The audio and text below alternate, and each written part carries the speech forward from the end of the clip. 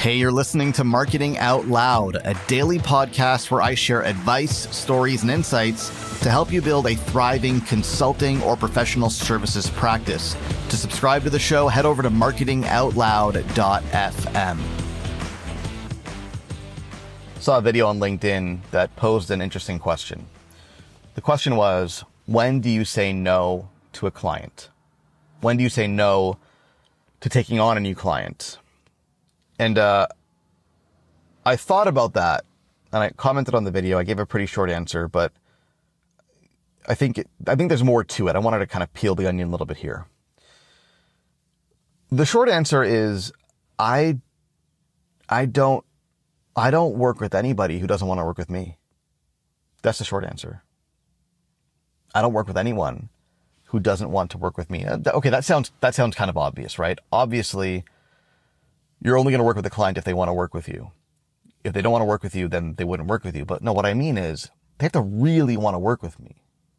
I don't sell. And if you're a client, hopefully you've experienced this. I don't try to sell you on anything. I give you options if you're a good fit. I give you a path forward if it makes sense. I'm not trying to sell you on anything, because what I found is when I've done that in the past, it never quite works out well. That when the client is not really invested and I just kind of convince them to move forward, it never really works out well. On the flip side, when the client is really invested in the outcome and they really see me as the expert that they need to work with to achieve that outcome, that always works out well.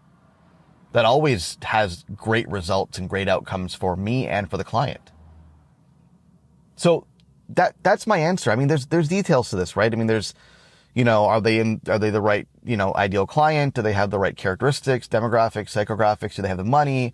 I mean, those are all details, because if you get the positioning right, if you're positioned well, and it's clear to prospects who you are, how you can help, and what problem you solve and who you solve it for,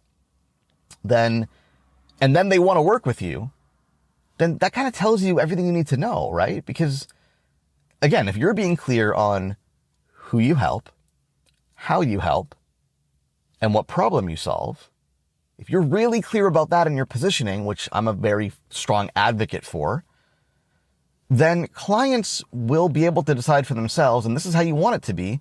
You want them to decide for themselves whether or not working with somebody like you makes sense for them. Because you can't know everything about the client situation. It's impossible. You have one conversation, two conversations, 3, 4 conversations. Sure, you ask questions, you gather data, you gather information, do all those things. That's fine. You can't know everything. You won't really know anything until you begin the relationship. But they know everything. They know their situation better than you could ever know their situation. So as long as you're clear on how you can help, and then they decide that, yeah, you know what, I really need to work with you, then I think you should have confidence in that. That's where you should hang your hat on that. If they know that you can help them, and they know their situation better than you do, and they know how you can help, then that's all you need. But if they're not clear on that, if there's no strong, emphatic yes, we absolutely do need to work together, if they're not really excited or invested in the relationship and they're just kind of kicking the can forward, ooh, that's dangerous. And that happens. Clients kick the can forward all the time. To be honest, it doesn't happen with me. The nature of my business in a coaching relationship is, nobody hires a coach if they're kicking the can forward. This is not how it works, right? You hire a coach if you're really serious about making a change and moving forward.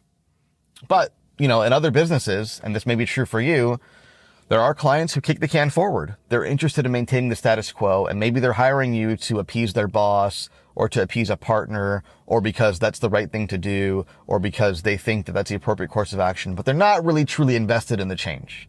They're not really truly invested in the process. That's where I think you want to be very careful.